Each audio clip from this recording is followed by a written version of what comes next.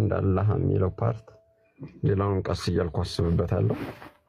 እሱም ፓርት ወድጄዋለሁ። እንግዲህ መሆን ሊኖር የሚገባው በነገር ላይ ራሱ አንድ አምላክ ሆኖ ራሱ አንድ ፈጣሪ መሆን የሚችል ነው ሊኖር የሚገባው እንደው ኢን ጀነራል ራሱ ማለት ነው። እኔ በቃ የሚመቸኝ ይሄኛው ፓርት ነው።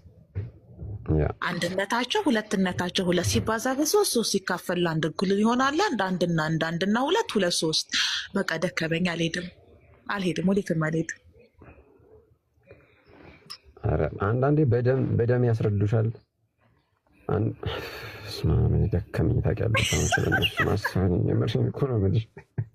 እኔ እኮ ስለመረዳት ነው አንድ አይነት ስለዚህ ነው በጣም ስልሽ እኔ የምር በሆነ እኮ ደስ ይለኛል እኮ እኔ በጣም ለመሆኑ እሞክራለሁ እጥራለሁ እና ጠዋት ከእንቅልፌ ስነሳ ግን እዛው ጋር ነኝ። በቃ ምን ላድርገው? እሺ ይገባኝ ታውቂያለሽ።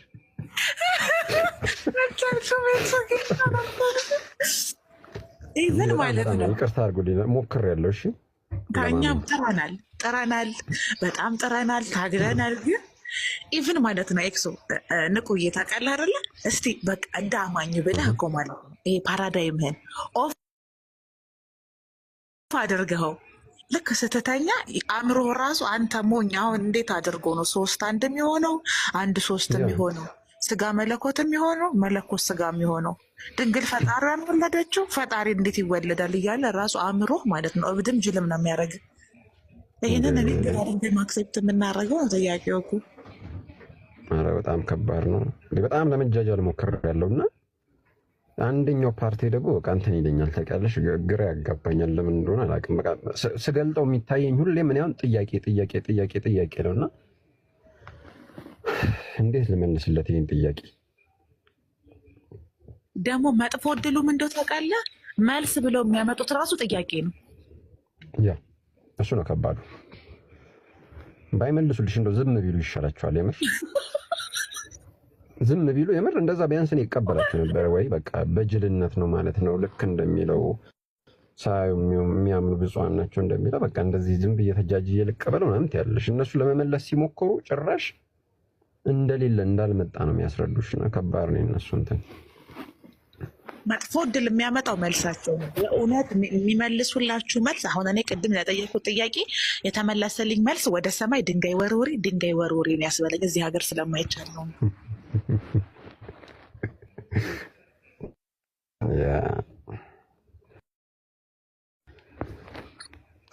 እኔ እርግማንን እኔ ሳላመጣ ሞትን እኔ ሳላመጣ ኃጢአትን እኔ ሳላመጣ ከዛ ደግሞ ሞቴን የማጠፋበት እርግማኔን የማጠፋበት ደግሞ ትንሣኤ የሚባለውን ነገር አምኜ ሰግጄ አምኜ ነው የማገኘው።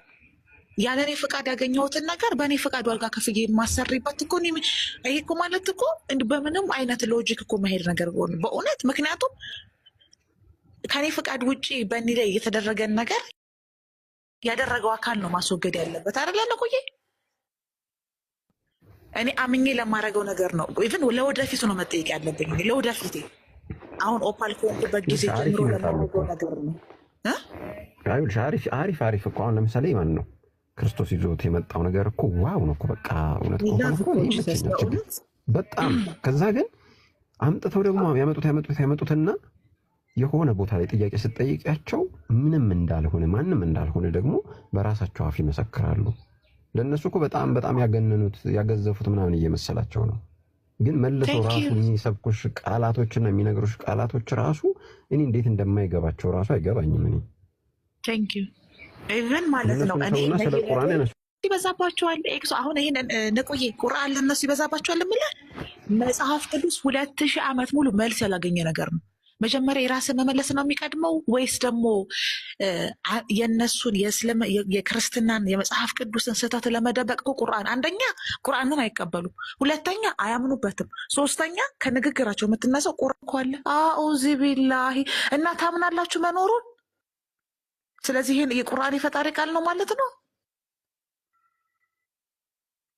በእውነት ለማምለጥ ከመቸኮላቸው የተነሳ ልክ አይደለም አያስፈልግም የሚሉት እንዴ ምን ይለዋል? የ600 ዓመት ልዩነት ያለው እኮ ትናንትና እኮ ነብዩ መሐመድ ቁርአንን ያወረደው ብዬ ካልኩኝ እኔ ምላሴ ቆረጥ ከመጽሐፍ ቅዱስ እንደው መልስ ባጣ ከእንትን ላይ አመጣለሁኝ ከፍቅር እስከ መቃብር ላይ አመጣለሁ እንጂ በጭራሽ እኔ ቁርአን ጋር አይኔን በጨዋ ጥቤ አልሄድም። ሙሳ እኮ እንዲህ ነው፣ ሀዋ እኮ እንዲህ ናት፣ መሪማ እኮ እንዲህ ናት ይለዋል። እንደ ኧረ ሼም ኦን ዩ ጋይስ። እንደው ከቡዲዝም ውሰዱ፣ ቢያንስ የቡዲዝም አስተምሮ ከመጽሐፍ ቅዱስ ይቀድማል። ስለዚህ ከቡዲዝም ውሰዱ ወይ ከሂንዱይዝም ውሰዱ። እንደው መሄጃ ብታጡ ከማትቀበሉት የፈጣሪ ቃል አይደለም ትናንትና ነው የመጣው ከምትሉት ቁርአን ትወስዳላችሁ። ደግሞ እርግማኑ ቁርአን ያሉት ነገሮች ብታታ ሄደህ ሰርች ስታደርጋቸው ሳይንስ ያመጣቸዋል። እሺ ሙሉ እናድርገው። ከዛ እንዴ ነብዩ መሐመድ ምን አስበው ነው ምናምን ነው የምትለው። አሁን ነው የጻፉት ከ1400 ርመህ ድረስ አንድ አይነት ቋንቋ፣ አንድ አይነት ነገር፣ በቃ አንድ አይነት። ምናልባት ትራንስሌት ማድረግ ይሆናል ሊቀየር የሚችለው በሚያስደነግጥ ሁኔታ ራሱ ይመጣልሃል። ከኔቸር ጋር የተያዘ ከተፈጥሮ ጋር የተያዘ ከሰው ልጅ ጋር የተያዘ መለኮታዊ እና ስፒሪቹዋል ደግሞ ውስጥህ ነው ያለው። እሱን አንተ ነው ባለቤቱ ነው የሚያውቀው። ቁርአን ሲቀራ የሚሰማ ስሜት ከፈጣሪ ጋር ያለ ኮንታክት የአማኙ ነው እንጂ የአማኝ ሄዶ ጎግል አድርጎ የሚያገኘው ነገር አይደለም። ግን የተጻፉትን ነገሮች የምታገኛቸው የምታረጋግጣቸው የምታውቃቸው ናቸው። ሌላው ነገር ያልተበታተነ ሀሳብ፣ ወጥ የሆነ ሀሳብ፣ አንድ አይነት ሀሳብ፣ ተመሳሳይ ሀሳብ ያለው ቁርአን ላይ ነው። መጽሐፍ ቅዱስ ላይ መኃልየ ዘሰሎሞን ምን ሊሰራ ገባ አይታወቅም።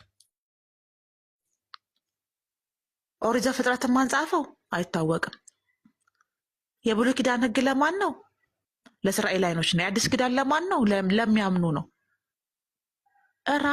ራሱ ሀሳቡ ከመብዛቱ የተነሳ ሌላ 90 ሃይማኖት ያወጣል። እኔ እንደው በእውነት መኃልየ ዘሰሎሞንን ወስጄ ቆንጆ የና ነው ትምህርት ቤት ብከፍት ሁሉም ሰው ደንበኛ የሚሆን ይመስለኛል።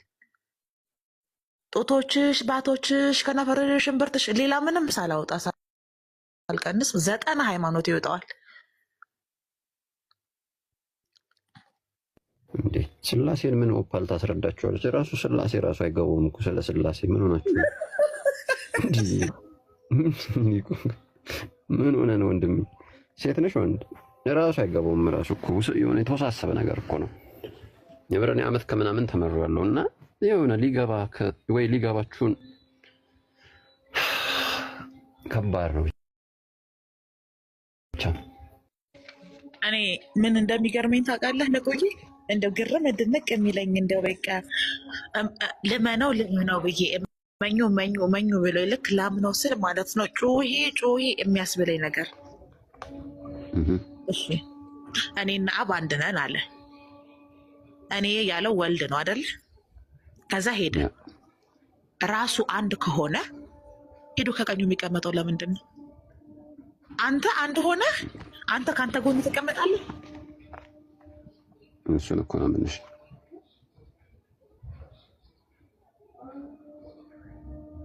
የሆነ በቃ አንዳንዴማ በእውነት እኔ ግሪን ሌጋሲ እየመሰለኝ ነው። እኔ ምን እንደሚመስለኝ ታውቂያለሽ? ይሄ በጣም ብዙ ጊዜ ዞር ብሎ ይጸልያል ምናምን ይላል መጽሐፍ ቅዱስና ታውቂያለሽ፣ ዞር ብለሽ ስትጸልይ ብዙ ጊዜ ወደ ጫካ ነው የምትሄጂው ወይ ወደ በረሃ ነው ምናምን። ይሄ ሰውዬ ወይ በረሃ ላይ ተለክፏል ወይ ደግሞ ዞር ብሎ ሲጸልይ የበላው ቅጠል ራሱ የበላው ቅጠል ራሱ አጥዞት ነው እንጂ እኔ እንጃ። ብቻ ፈጣሪ ይርዳችሁ። እውነት ለመናገር እኔ በፈጣሪ በደንብ ስለማምን ፈጣሪ ይርዳችሁ። ለዛ ነው አሁን የእናንተ ይመቸኛል የምላችሁ በአንድ አላህ ወይ ደግሞ አንድ ፈጣሪ ስለምትሉን አክሴፕት አደርጋለሁ የምትሉት ነገር በጣም ነው የምወደው እኔ በጣም ምንም ሌላ ተጠሪ ስለሌለው ማለት ነው። በጣም እኮ የሚገርም ብቻውን እኮ ነው። ስትጠይቅም ራሱን ነው፣ ስትሄድም ወደሱ ነው፣ ሲመጣም ወደ አንተ ነው። በቃ ነው ግራ የሚያጋቢልሽ አንድ ሲሆኑ ሶስት ይላል፣ ሶስት ሲሆኑ አንድ ለሚሆኑት ለአብ ለወልድ ለመንፈስ ቅዱስ አንዲት ስግደት እንሰግዳለን። እንዴት ነው አንድ ለሚሆኑት አንድ ሆኖ እንዴት ነው ሶስት የሚሆነው? ሶስት ሆኖ እንዴት ነው አንድ የሚሆነው?